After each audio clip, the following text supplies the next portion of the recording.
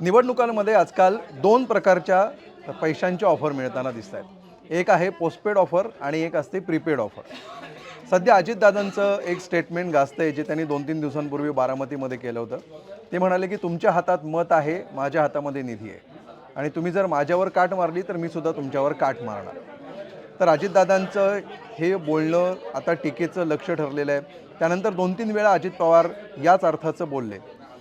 शिवाय ह्यांच्यावर टीका करताना जे त्यांचे मित्रपक्ष आहेत, भाजप आहे किंवा शिवसेना आहे, त्यांनी अजित पवारांच्या या म्हणण्यावर आक्षेप घेतलेला नाही आहे. तर त्यांचं म्हणणं काय आहे की केवळ अजित पवार नाही तर आमच्यासुद्धा हातात आहे. भाजपचं असं म्हणणं आहे की मुख्यमंत्र्यांच्या हातामध्ये सगळे अधिकार आहेत, त्यामुळे अंतिम निर्णय मुख्यमंत्री घेणार आहेत निधीबाबतचा. तर शिंदेंची शिवसेना असं म्हणते की तिघं मिळून आम्ही निर्णय घेतो. तर हा झाला एक प्रकार.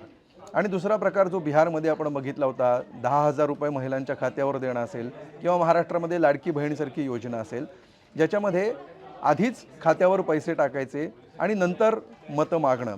आणि दुसरा प्रकार की अगोदर तुम्ही मला मतं द्या आणि नंतर मी तुम्हाला निधी देतो असं म्हणणं. ह्यातला एक पोस्टपेड आणि एक प्रीपेड प्रकार आहे. यातला कुठला प्रकार अधिक आक्षेपार्ह आहे असं तुम्हाला वाटतं? नक्की कमेंट करा.